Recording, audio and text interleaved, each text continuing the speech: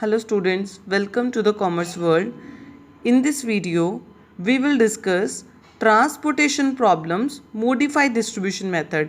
I just want to recall you everything in the subject of operation research, transportation problem.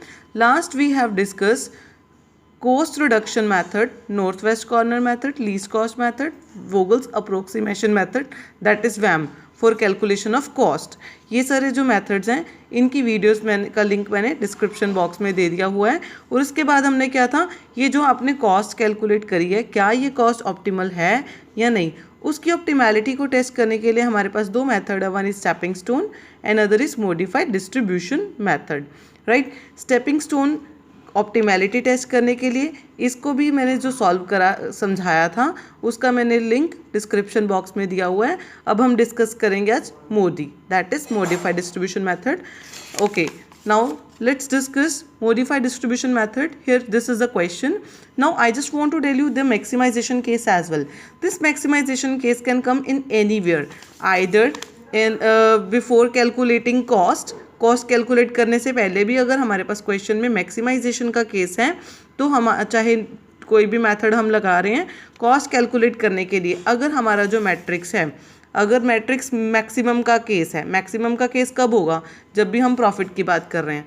ये सारे हमारे पास जो दिए हुए हैं 12, 8, 14, 18, 7, 3, लास्ट मैंने आपको बताया था कि वो क्या थी, कॉस्ट थी. अब ये प्रॉफिट है, प्रॉफिट को हम मैक्सिमाइज करने की कोशिश करते हैं. अगर कॉस्ट थी तो आपने कुछ भी नहीं करना, नॉर्मली मैट्रिक्स को ले देता. लेकिन अब यहाँ पे प्रॉफिट की बात कर रहे हैं तो ये मैक्सिमाइजेशन का केस है. आपने इस मैट्रिक्स को पहले लॉस मैट्रिक्स में कन्वर्ट करना है, या आपको स्टेटमेंट में पहले एनालाइज करना पड़ेगा. ओके, अब हमारे पास जो क्वेश्चन है, अवेलेबिलिटी दी हुई है, डिमांड दी हुई है अलग अलग मार्केट्स की, और ये सारे हमारे सप्लायर्स हैं. राइट, जो ये गुड सप्लाई कर सकते हैं, और ये मार्केट की डिमांड है. और जो ये मार्केट की डिमांड है, अगर मार्केट ए एक्स सप्लायर से परचेज करती है तो उसको 12 रुपीज़ का प्रॉफिट होगा. हमने यहाँ पे प्रॉफिट मैक्सिमाइज करना है. The above matrix is a case of profit maximization, so convert it into loss matrix. तो what is the procedure of converting this matrix into loss matrix? Here it is subtracting all elements from highest number. अब इस matrix में highest number क्या है, 25. आपने सारे elements को 25 में से माइनस कर देना है. जैसे कि अब ये जो 12 है, 25 minus 12, 25 minus 8, right, 25 minus 14, 25 minus 18, 25 minus 7, 25 minus 3, 25 minus 6, 25 minus 10, 25 minus 11. 25 को 25 में से माइनस कर देना, जीरो आ जाएगा. इसमें से 18 माइनस, 25 में से 20 माइनस.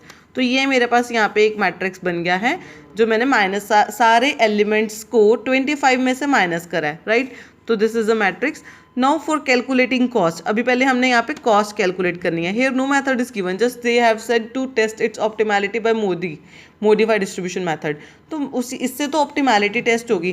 कॉस्ट कैलकुलेट करने के लिए मुझे यहाँ पे क्या चाहिए, पहले कॉस्ट कैलकुलेट करने के लिए कोई भी मेथड लगा सकती हूँ, either VAM, right, either north west corner method, either least cost entry method. Right, but best method I have told you in the last video, that is VAM. तो VAM ही मैं यहाँ पे लगाऊंगी, that is Vogel's approximation method, VAM. Right, मैं आपको यहाँ पे सम सॉल्व करके दिखाती हूँ. मैंने पिछले क्वेश्चन में भी वैम का करा हुआ है, लेकिन अब मैं यहाँ पे दोबारा बता रही हूँ. देखो, वैम लगाने के लिए हमें क्या करना है, जैसे मैं अब यहाँ पे पेनाल्टीज निकालूंगी. पहले हमारा काम रो एंड कॉल, ये डिमांड एंड सप्लाई को बराबर करना भी होता है. डिमांड एंड सप्लाई का टोटल यहाँ पे हमारा इक्वल आना चाहिए. Right, 5 + 3 8 + 2 1200, sorry 1000. राइट, 1000, और इनका टोटल करके भी हमारे पास 1000 आना चाहिए. ओके, अगर ये डिमांड एंड सप्लाई का टोटल बराबर है तो इट्स ओके. अदरवाइज मैंने आपको क्या बताया था, यहाँ पे डमी क्रिएट करनी पड़ती है. Right, you can see further questions in your book. Kalyani publisher की जो बुक है उसमें सारे क्वेश्चंस गिवन है. So please I am referring you to solve the sums from Kalyani publisher. Otherwise this video will be enough to revise the chapter. Right, तो now how we will calculate the penalties P1, P2, P3, P1, P2, P3. If we are calculating this P1 penalty from this side, तो आपने इस particular रो में देखना smallest number 0, 0 के बाद 7, 0 से जो बड़ा एलिमेंट है 7, 7 में से 0 माइनस करा 7. ये वैल्यूज़ आपकी न्यूट्रल होंगी, ना पॉजिटिव ना नेगेटिव, न्यूट्रल वैल्यूज़ रहेंगी यहाँ पे. राइट, आपका एक एलिमेंट 7, 7 के बाद 15, राइट। और 7 और 15 का डिफरेंस कितना हो जाएगा, 5 + 3 8, राइट। इसके बाद 5 और 11 का डिफरेंस यहाँ पे कितना आ जाएगा, ये स्मॉलेस्ट एलिमेंट 5 और नेक्स्ट 11 में से 5 माइनस करें 6। सिमिलरली हेयर इसमें से स्मॉलेस्ट एलिमेंट 11 एंड 13, डिफरेंस कितना आ गया 2। स्मॉलेस्ट एलिमेंट 7 एंड 18, ये आपका हो गया 8 + 3 11, राइट। यहाँ पे 19 है, 14 एंड 15, स्मॉलेस्ट एलिमेंट 14 से बड़ा 15, इन दोनों का डिफरेंस 1, राइट। 0 एंड 5 का डिफरेंस 5। अब इसमें से हाईएस्ट वैल्यू, हाईएस्ट यहाँ से भी देखनी है और यहाँ से भी देखनी है। अब इसमें और ये वाले P1 में सबसे हाईएस्ट क्या है, 11 को मैंने एरो मार्क कर दिया। Now we have selected this particular column and in this column smallest element 7 is demanding, 7 पे ये 320 यूनिट्स डिमांड कर रहा है, पर यहाँ पे इसको हम सप्लाई कर पा रहे हैं 200, तो हमने इसको 200 की सप्लाई दे के ये हमारी पूरी की पूरी स्टॉक ये वाली इस फैक्ट्री का ख़त्म हो चुका है, इस रिसोर्स का। तो 320 में से इसकी 200 की डिमांड पूरी हुई है, तो 120 की डिमांड अभी भी क्या है, रहती है, राइट। अब हम नेक्स्ट पेनाल्टीज़ के थ्रू करेंगे। Okay, now again we have to calculate penalty. 17 and 11 का डिफरेंस हो जाएगा आपका यहाँ पे 6, और 18 एंड 22 का डिफरेंस आपका हो जाएगा 4। 19 तो हमारा कट हो चुका है, ये लाइन कट हो चुकी हुई है। 15 एंड 14 का डिफरेंस 1, 7 एंड 5 का डिफरेंस 2, राइट। P2 आप कैसे कैलकुलेट करोगे, ये तो ब्लैंक हो गया बिकॉज ये रो कट हो चुकी हुई है। और 7 एंड 15, इन दोनों का डिफरेंस आपका सेम अगेन 8 ही रहेगा, राइट। और इसका भी डिफरेंस आपका सेम 5 एंड 11 का डिफरेंस दैट इज 6, राइट। अब इसमें से ये पूरी रो में और इधर से ये कॉलम में हाईएस्ट एलिमेंट 8 को आप यहाँ पे एरो लगा दो, राइट। अब यहाँ पे मैंने एरो लगा दिया, तो ये रो हमने सेलेक्ट कर रही है। इस रो में सबसे स्मॉलेस्ट एलिमेंट हमारा है 7 and he is demanding 400 units, we have in stock 500 units. हम इसको 400 यूनिट्स की डिमांड इसकी दे के इसकी डिमांड होगी ख़त्म और इसके पास 100 यूनिट का स्टॉक बच गया, right. Now moving toward next, 17 and 11 का डिफरेंस अगेन 6, और इन दोनों का डिफरेंस 18 एंड 22 का डिफरेंस अगेन 4, ये हमारा यहाँ पे 6 है। और यहाँ पे 15 एंड 14 का डिफरेंस 1, ये हमारी रो कट चुकी हुई है, सॉरी ये कॉलम हमारा कट चुका हुआ है, ये भी कट चुका हुआ है। और अब यहाँ पे हमारे पास है smallest element 15 because 7 has been cut, और 15 एंड 17 का डिफरेंस आपका हो गया यहाँ पे 2, और 14 एंड 11 का डिफरेंस आपका हो गया यहाँ पे 3, राइट। अब नाउ हाईएस्ट एलिमेंट क्या होगा, 6 4 1 2 3 में 6, तो 6 को मैंने यहाँ पे एरो लगा दिया, 6 को एरो लगा दिया। अब इसमें से स्मॉलेस्ट एलिमेंट है 11, he is demanding 180 units, we can supply 300 by giving him 180 units, his demand has been finished. और यहाँ पे इसके पास स्टॉक बच गया 120 यूनिट्स का, राइट। अब हम दोबारा से निकालेंगे पेनाल्टीज P4। अब यहाँ पे देख सकते हो, यहाँ पे 120 यूनिट्स बचे, यहाँ पे 100 यूनिट्स बचे हैं, यहाँ पे 100, यहाँ पे 120, राइट। तो हम एक बार पेनाल्टीज निकाल के ही करेंगे, अदरवाइज नहीं तो ये गलत होने के चांसेस हैं, यहाँ ब्लैंक हो जाएगा। 18 एंड 15 का डिफरेंस आपका हो गया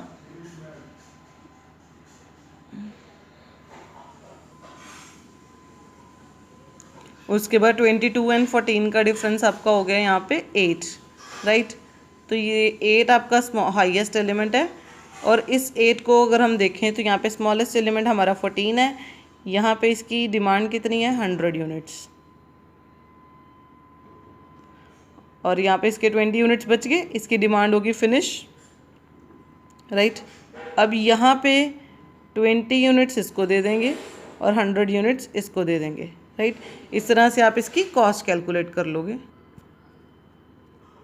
From here we will start modify distribution method of for testing optimality. Optimality test करने के लिए मॉडिफाइड डिस्ट्रीब्यूशन मेथड हम यहाँ पे लगा रहे हैं। तो इससे पहले हमारा एक छोटा सा स्टेप है रिम रिक्वायरमेंट का। रिम रिक्वायरमेंट m+n-1 यानी कि number of rose and number of column in that matrix. 3 रो थी और 4 कॉलम थे, राइट। उसमें से 1 माइनस करके आता है 6 और उसमें स्टोन्स एलोकेशन कितनी थी 6। अगर ये आपस में स्टोन्स इक्वल हैं the above solution is non degenerate. तो हम यहाँ पे एप्सिलॉन लगाने की ज़रूरत नहीं पड़ती।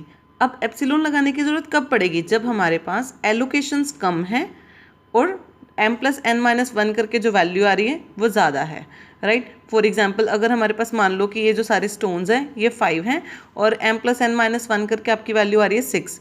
5 is not is equals to 6। तो 5 जो आपके नंबर ऑफ स्टोन्स हैं यहाँ पे तो 6 ही हैं, लेकिन इन केस मैं बता रही हूँ अगर ये 5 होते हैं यानी कि आपके पास स्टोन्स कम है तो आपको लीस्ट पूरे होल मैट्रिक्स में से लीस्ट एलिमेंट को एक और असाइनमेंट देनी पड़ती है, दैट इज ई एप्सिलॉन। इस तरह से आप 0 को दे सकते हो, but in this question there is no need to apply epsilon, right. You can check further questions in your book where we have applied epsilon as well, but in this question there is no need to put epsilon because the requirement is equals to number of stones, right. Stone square both are equal. This solution is non degenerate, right. Now further I'm moving for optimality test. इसमें आपको क्या करना है, यहाँ पे रोज and columns की values निकालनी है। मैं आपको बता दूँ यहाँ पे ये जो है सेल है, this is a cell and cell is equals to row plus column, right. और ये जो हमने रो एंड कॉलम की वैल्यू निकालनी है, ये जो रो एंड कॉलम की वैल्यू निकालनी है आपने उस पर्टिकुलर सेल से निकालनी है जिसके पास एलोकेशन होगी, right. From this cell, from this cell, from this cell, from this that and this one, right. Except non-allocated cells we cannot calculate the value of rows and column. Now starting में मैं यहाँ पे इसकी value put कर लूँगी 0। अगर ये जो एलोकेशन है यहाँ होने की बजाय यहाँ होती तो हम यहाँ से स्टार्ट करते by putting 0 in the first row. Now I am taking it 0। अब ये जो सेल है इसकी वैल्यू हमारे पास 11 है, रो की वैल्यू 0 एंड कॉलम की वैल्यू क्या होगी, ये कॉलम की वैल्यू क्या होगी, because this particular cell is summation of this row and this R3 and K1, right. तो ये कॉलम की वैल्यू क्या आपकी आ जाएगी 11, right. 11 + 0 is equals to 11। Now इसकी हेल्प से अब आप ये निकालोगे, राइट। ये वैल्यू हमने 0 मानी हुई थी, अब ये 0 है, 0 एंड 22 का टोटल क्या हो जाएगा 22। 0 + 22 इज इक्वल्स टू 22। अब ये इसकी हेल्प से निकाल ली। अब इसकी हेल्प, ये 22 हमारे पास है, अब इसके पास एलोकेशन है 22 ये है। अब यहाँ पे मैं इसको लिख के बताती हूँ, R1 + K2 is equals to C12 column 1 2। अब ये कॉलम 1 2 की वैल्यू कितनी है 7, राइट। कॉलम 2 कितना है आपके पास 22। तो R1 क्या होगा, R1 इज इक्वल्स टू 22 - 7, ये आपके पास वैल्यू आ जाएगी 15, राइट। तो मैं यहाँ पे पुट कर दूँगी 15। इसके बाद अब ये इसकी हेल्प से ये निकल जाएगा, right. R2 + K2 is equals to C22। R2 की वैल्यू निकालनी है, राइट। K2 कितना हो जाएगा आपके पास, K2 आपके पास कितना है 22 और C22 यानी कि कॉलम, ये सेल जो है वो क्या है 18। तो R2 आपके पास आ गया 4, यानी कि ये जो 18 है ये इन दोनों का टोटल है, ये उधर जाके माइनस में हो जाएगा, राइट। 22 में से 4 अगर हम माइनस करेंगे तो ये 18 आ जाएगा, राइट। इसको लिख के करने के बजाय आप ऑरली भी कर सकते हो। ये जो सेल है रो एंड कॉलम का टोटल होगा, ये 22 था तो 22 में से 18 माइनस करके हमारे पास यहाँ पे 4 आ गया, -4 आ गया। अब इसकी हेल्प से आप यहाँ पे ये K4 की वैल्यू निकाल सकते हो, right. 7 is summation of -4 + K4 is equals to 7। तो ये आपका K4 आ गया आपका 11, राइट। इसकी हेल्प से हमने ये निकाल लिया। नाउ इसकी वैल्यू निकालनी है तो इसके हमारे पास R1 है, इसकी हेल्प से हम ये निकाल लेंगे। 19 में से 15 माइनस करें आपने, यहाँ पे आ गया 4, यानी कि 15 एंड 4 से हमारा 19 का सेल बना है। अब आपके पास रोज एंड कॉलम की सारी वैल्यूज निकल गई हैं, राइट। अब इसी की प्रैक्टिस को आपको करनी पड़ेगी बार बार, ये रो एंड कॉलम की। आप एक बार इसको खुद से करके देखोगे, it is too easy, right. इस मेथड को करने के लिए आपको थोड़ा सा पेशेंट रहना पड़ेगा। Okay, moving further, now what we have to do, we have to calculate unoccupied cells, that is water squares. Unoccupied cells, those who are not having allocations, जिनके पास एलोकेशन नहीं थी, मैंने यहाँ पे ये मार्क कर दिया। अब आपने इसकी वैल्यूज़ कैसे निकालनी है, जैसे for example this 13 minus 11 minus 15, I am writing here 13 minus 11 minus 15, right. जो वैल्यू आएगी आपने यहाँ पे लिखनी है, right. 17 minus 11 plus 4, minus minus यहाँ पे प्लस करके मैंने लिख दिया, राइट। सिमिलरली 15 माइनस 4 प्लस 4, क्योंकि यहाँ पे माइनस माइनस प्लस हो गया, तो यहाँ पे तो आपका आ जाएगा 15। 0 minus 11 minus 15, right. 0 minus 11 minus 15 आपका हो जाएगा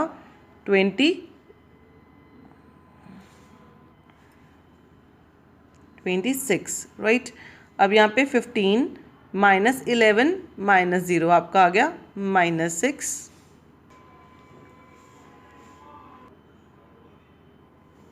after calculating all water squares, -26, -6, 15, 10 and -13. From all these values, we have to check, is there any negative value, right? Yes, there are negative values, -6, -26 and -13. Now we have to take highest minus value, highest negative value. Highest negative value is 26. Now we will make path here. Path बनाने का तरीका मैंने आपको stepping stone method में भी बताया था। Path बनाने का तरीका क्या होगा, either it may be square, either it may be rectangle, either it may be this kind of figure, or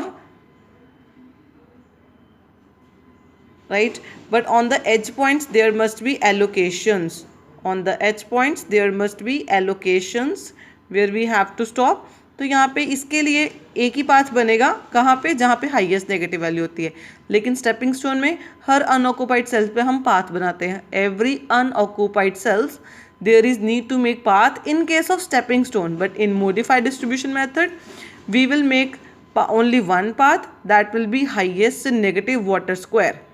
Highest and negative water square from these water squares, -13, 10, 15, -26 and -6, we will make path. We have selected only this particular column, this particular element. तो यहाँ पे हम path बनाएंगे।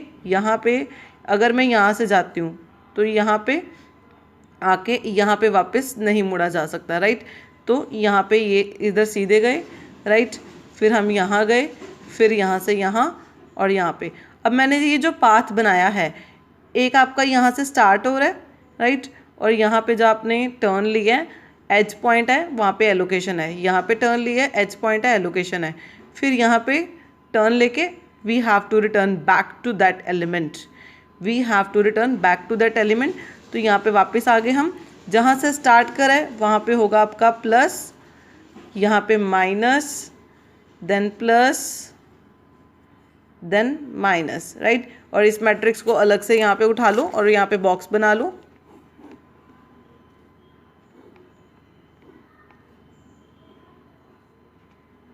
Okay, now write the values. 7, 18, 200 इसकी allocation और 100 इसकी allocation.